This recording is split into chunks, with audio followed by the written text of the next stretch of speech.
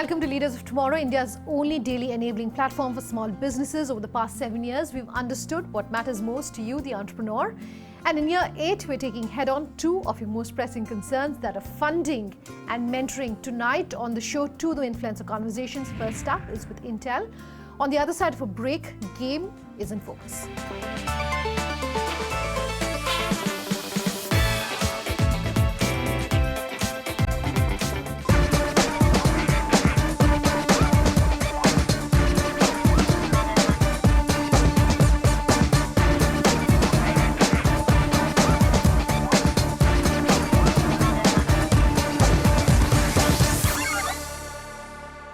Why is India such a crucial market for Intel? To answer that and much more, I'm being joined now live on the show, Rajeeb Hazra, Corporate Vice President, Data Center Group at Intel Corp.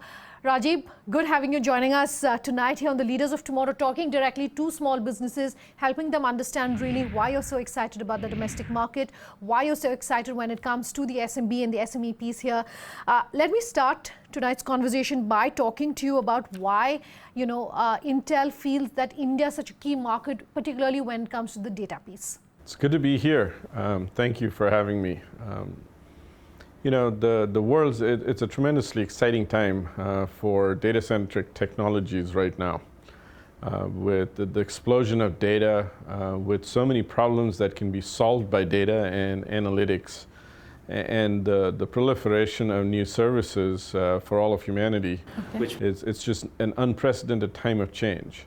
And India sits at the tip of that. For us, India, our 20-plus year presence in India has been for a multitude of reasons. One is the tremendous amount of talent. We now host one of the largest R&D and chip development, or chip, I would say, design sites outside the United States here in India.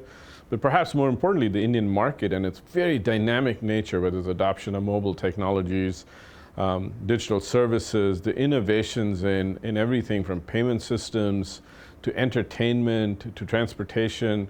It's just phenomenal as a test bed. Everyone's talking AI, Rajeeb, so my question to you is, if you can run us through what your own plans are there as Intel when it comes to AI, when it comes to, the future really of AI, and we're really talking about the future of AI, but if you can help us understand what your plans are there. What we're doing is simply put, in this golden age of data, innovating on that core infrastructure, whether it's data that has to be moved, whether it has to be stored, or whether it has to be computed on. Okay. We made significant investments over the last couple of years on essentially the compute portion, which is both a hardware and a software, understanding what architectures are needed in order to do AI at scale, make it pervasive, democratize AI, as well as the software systems that have to create ecosystems of developers, which very much akin to the PC ecosystem over the last 3 or 4 decades, that allows AI to move forward with masses of developers creating new applications, those new applications getting deployed and essentially driving the software spiral. So our focus around AI is the best hardware that AI can run on, the best software abstractions, developer tools that makes AI usable and deployable, and partnerships in the ecosystem, including with our customers, to make AI real, to solve real business problems. I want to understand how you're using academia as well as government when it comes to converging HPC as well as AI, and what you're really doing in that space. If you can help us understand that. High-performance computing has been a business that we've been in for a while, and probably close to my heart because I was closely associated with kind of starting that business. High-performance computing is a transformation as well. The traditional use of high-performance computing has been for modeling and simulation, in manufacturing, financial services, digital content creation, life sciences. The phenomenal part of HPC is that HPC thrives on performance, and performance is what we deliver, both at the compute level, at the platform level, at the system level, and enabled through software we create. The transformation in high-performance computing is the convergence with AI. And the future of high-performance computing, we believe, is much bigger than just solving problems of modeling and simulation. It has to do with workflows that incorporate both modeling and simulation and data-driven techniques like deep learning in solving problems at a much, much bigger scale, solving problems that couldn't have been solved before with the augmentation of these two into one processing flow. For us, high-performance computing is the tip of the spear. It is at the largest scale. It represents innovation, or the applications of breakthrough innovations for the first time, developing ecosystems around it. It remains a very, very critical business for us and a critical focus for us, and we see it as a growth business moving forward, especially as AI and high-performance computing converge. Cloud and IoT. We've been talking about AI, but these two areas, cloud and IoT, how do you see that accelerating for you in the Indian market? And also, what's the kind of growth you're expecting in the Indian market for these two areas? I think the cloud phenomena is here. It may not be as pervasive as we want, but every technology has both a maturity and adoption curve, and I believe it's inevitable the cloud will be pervasive. The cloud as a service delivery architecture, the value propositions, advantages of it are very clearly established. The real issue, I think, is awareness and availability of solutions. Whether you're a small and medium business that's looking to go to the cloud for a SaaS offering instead of buying the software, or you're a large enterprise managing a very complex IT infrastructure across on-premise and public cloud, it's simply not easy. In the early days of this very fundamentally important technology, its solutions are not turnkey, they don't have an easy button to them. Part of our goal is then awareness of the value propositions of what you can do on the cloud, what is the advantages of a cloud, as well as making sure solutions are available for quick adoption. The one thing that we talk about when it comes to the tech space is the strength of the Indian workforce, when it comes to what's really happening on a global scale. So if you can tell us how your Indian workforce is really contributing to your R&D global base? Our focus on workforce, our internal workforce, we have two foci.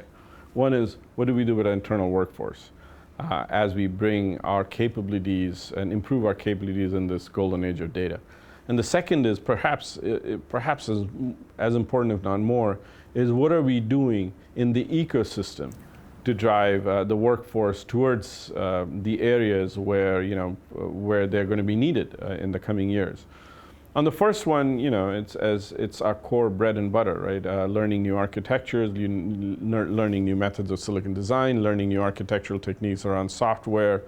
We have a great focus on retraining ourselves, on getting new talent in, getting diverse points of view, as well as capabilities into the company. On the external side, we are very heavily engaged, as we've continued to be over the last 20 years through things like training teachers, working with academic institutions to create specific curricula around data science, for example, and just simply making sure that we can contribute whatever we can in order to have that information be institutionalized in a way that we can create, that the industry can create the workforce it will need for the future. There are certain areas we see India having tremendous advantages and strengths. One of them is the strong presence of a very, very sound STEM curriculum in the country. Second is the tremendous focus on software development capabilities, one of the largest software developer ecosystems in the world. And so I think with that, India is well positioned, in fact, to lead a very important part of this data revolution, which is around data science, around software architectures, specifically as it relates to cloud and AI. I want to talk about your design facility in Bengaluru, unveiled at an investment of nearly 1,100 crores. Rajeeb, talk to us about that center, why you're so excited about the entire design piece as well. What is it we do here in India? We've been here, our Bangalore facility has several thousand folks, but it's not really size that is the key thing. It's what we do here in India is harness some of the best talent we have to design the most high-performance silicon architectures in the world. India is one of the major and probably the biggest chip R&D and development site outside the United States. And that's a testament to the kind of talent we found over the years here in India. So our R&D facility here is a core part of our global network to create world-leading products and technologies. And they are at the forefront of some of the biggest innovations we are bringing in processors, in adjacencies, and even in software. You know, and we see that as a critical part of our engine, and we only see that being more critical as innovations in the ecosystem in India become even more informative and guiding lights for us as to where this dynamic market, as you mentioned, is changing on a daily basis. Whether it's in the networking telecom sector, whether it's in the enterprise sector, whether it's even in the cloud sector. In India presents kind of a hotbed of experimentation and advancement of technological capabilities. And so our presence in India is commensurate with that as the opportunity we see to enhance Intel worldwide. Rajeeb, fascinating conversation. Thanks for your time. Time for a quick break. One more influencer on the other side, and this time we're in conversation with Game. Just stay tuned.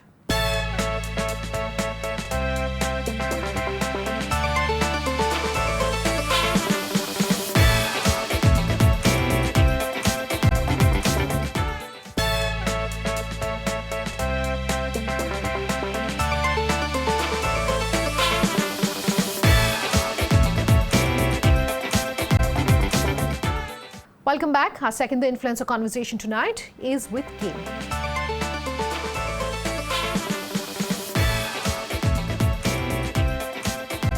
I was in Bengaluru recently to catch up with the former chairman of Microsoft India, Ravi Venkatesan, who now leads the Global Alliance for Mass Entrepreneurship, or GAME as it's popularly called, to understand what he means by the missing middle, which is essentially the gap between large startups as well as those who are self-employed, particularly tech startups. I asked him what they're doing when it comes to galvanizing really the ecosystem as far as youth-led mass entrepreneurship is concerned, particularly at a local level, and why he's so excited about the opportunities present in India. Take a listen. Ravi, thanks for taking the time to join us here on the Leaders of Tomorrow. Thank you. And to talk the big picture on entrepreneurship and innovation. And I do want to start by talking about GAME and what you want our viewers to know about this initiative, this alliance that you've really launched last year. GAME. GAME stands for the Global Alliance for Mass Entrepreneurship, and it's something we started in August last year. It's me and my two co-founders, Mekin Maheshwari and Madan Padaki. And essentially, it's a multi-stakeholder alliance. Multi-stakeholder means it's an attempt to bring together business, government, civil society in pursuit of this mission of creating an entrepreneurial movement in India, which ultimately will, hopes to create 10 million young entrepreneurs between the age of 14 and 29, at least half of whom will be women. And we're hoping that on average they'll employ 5 people or more, creating thereby about 50 million jobs or so by 2030. So before we come to the details really of that report, talking about women entrepreneurship and some of the challenges that have been outlined, I want you to define for our viewers what you mean by mass entrepreneurship. It's a great question. When most people think of an entrepreneur or imagine entrepreneurship, they're either thinking implicitly about your urban tech-enabled startups like an Ola, Uber, or Swiggy or whatever. At the other end, millions of self-employed people like the pakoda wala and chai walas and the bicycle repair shop and so forth.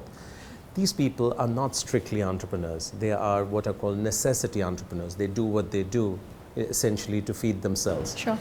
This group is opportunity-seeking entrepreneurship. Okay? While this group is important from the point of view of creating economic value, they don't create jobs. Okay?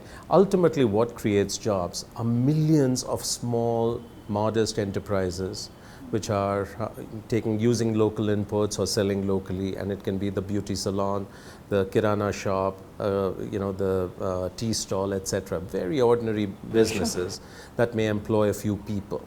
In any balanced economy, any developed economy, the largest number of people are employed by such small and medium enterprises, as you know, But in India, the percentage of non-farm labor that's engaged in these enterprises is particularly small. It's about 18%. Sure. The same number for China is 75%. Even Bangladesh is way ahead.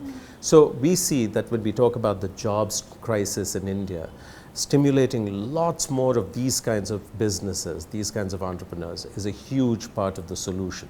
So mass means that they're every kind of business, and they're not just in certain centers, clusters, urban areas. They're pervasive across the country. And not necessarily just using technology? No. Now, in today's day and age, every business is a technology business, because the most mundane business is using WhatsApp to interact with its customers. Okay. But yeah, so they're tech-enabled, but not really tech businesses. Okay. As the former chairman of Microsoft India, why did you perhaps choose to look at this segment of entrepreneurship and not perhaps look at, like you were saying, the Olas, Ubers, etc.? Well, that's a highly contested space. There are many smart people already focused on that. That's not the part of our economy and society that really needs attention right now. What is the challenge in India? The challenge in India today is creating significant livelihoods and employment opportunities for large numbers of people who are disproportionately in rural and peri-urban areas, who may not have all the skills they need to get the jobs that are out there. So we've been applying our minds to this problem, and we chose therefore to focus on this part of the economy. Now, just to give you an interesting aside, China in 2014 decided to embrace mass entrepreneurship. They in fact got influenced by a Nobel laureate who's behind this whole thinking, called Ned Phelps. And they set up a ministry for this, and they've been driving it top down in the way only China can. And they have been creating, according to their website and sources, and their premier Li Keqiang talks about 14,000 new enterprises per day, which have created more than 10 million jobs last year. So, this is the need of the hour, we think. Okay, so if you're saying government jobs are still aspirational, is that into India versus Bharat divide? Do you see that divide still being sort of very clear? The divide is stark, and if anything, it might be hardening. Okay, all right. Let's talk about some of the findings of your research report that you've come out with. And one thing that I want to talk about is, you're saying of the number of jobs that are going to be created by 2030, you anticipate 50% of those will be women entrepreneurs. Yeah. Nothing in the terms of the statistics so far perhaps lends itself to ensuring that we see so many women entrepreneurs. What perhaps makes you so positive or confident? Well, first of all, we are not saying that's what will happen. That's our ambition. Ambition. So we put a stake in the ground that says, when you look at women's participation in the workforce at any level, where, it can be in corporate India or overall in the workforce, it's not a pretty picture. Yeah. There's some contested data out there, but whichever way you cut it, this is an area where women are lagging, and you can't have a functioning society when half the talent pool is outside. So what gives us hope, more than confidence right now, is that we see evidence everywhere of successful women entrepreneurs. So my colleague Mekin Maheshwari, he's been working with young women in Bangalore through Udyam Vyapar. And for instance, there's this young woman who's using Instagram to sell fashion to Muslim women. And she's now selling it in 23 cities. And she's barely 20 herself. We see enormous opportunity in what is now called homepreneurs, women who cannot leave home for any extended period of time. And so how do you help them build their business sitting at home? And that can be both affluent and urban. It can also be women in rural areas. In fact, we have a very interesting partnership spinning up with Microsoft. Satya has got very excited about this. So he's put a team together to help us think through what are all the tools, technologies that can really make this scenario light up. So yeah, we're pretty optimistic. Your report talks of 3 challenges, one of which is funding. If you can walk our viewers through what in your mind are the 3 biggest challenges that entrepreneurs today in India face, and also talk about how perhaps funding is going to change for entrepreneurs. Yeah, there are a set of challenges, but I would say by far and away the number one is the entrepreneurial mindset. The game, actually the word entrepreneur is derived from a Sanskrit word called antarprerna, which means the motivation that comes from within. I don't think many entrepreneurs are actually aware that it has We haven't been aware of that either. Sure. Yeah, that it has a Sanskrit origin. And so the game is won and lost in the mind. So how do you give people the, a set of skills which includes seeing opportunity, realizing that the locus of control is not outside, so not waiting for the government to solve the problem or somebody else to solve the problem solving, how do you mobilize resources, use tech tools, all that. That's kind of job number one. Number two, I think despite the enormous progress that has been made in 5 years on ease of doing business, on the ground, things are still, well, they're local and they're ferociously difficult. So there are lots of challenges these entrepreneurs face, which is why finding good incubation models, setting up hubs, etc., where they can come, get assistance, get mentoring is really important. The third, as you allude to, is access to credit. Still a giant problem. The government launched the Mudra Yojana. I was at Bank of Baroda for 3 years, and so I saw it from the other side. And I think it's pretty good. It's V1, so there's lots of improvements that can and should be made. But despite such schemes, I think the access to credit is a giant problem because most of these entrepreneurs have no credit history and no assets or collateral. So again, we have to use tech in significant part, like the fintechs are trying to use transaction data to come up with credit scoring models that can unlock credit. We also need to tap into much larger pools of mainstream capital, which in many other parts of the world today we're beginning to call blended finance, which is how do you bring together capital from different sources, including that's looking for a substantial return, and layer it to create new financing models. Lots of work to be done. Okay. What next for you? I do know that under the first phase of GAME, you've looked at states like Karnataka, Andhra Pradesh, Telangana, etc. Right. What next? No, so GAME is going to keep us busy in India for 10 years. I mean, the goals we have set ourselves, and we're saying the number one attribute of a successful entrepreneur is grit and tenacity. So we better be gritty and tenacious and stay with it till we're done. But also, there's enormous interest in GAME from Africa and Southeast Asia. So we're hopeful that this year we'll launch in both those parts of the world. In another avatar, I'm also UNICEF's special representative for young people. There, the mission is called Generation Unlimited, taking 1.8 billion young people and helping them transition to successful work. So that's taking up half my time. One piece of that is mass entrepreneurship. So it's a legitimate pillar underneath GenU. So GAME and GenU hopefully will dovetail. So this is plenty to keep me more than engaged and stretched for the next decade. Ravi, pleasure having you here on the show. Thank you, Sananda. Thank I really you. appreciate it. All right, out of time on this episode. If you have any feedback for us, our contact details up in just a second on your screens. Thanks for watching. Have a good night.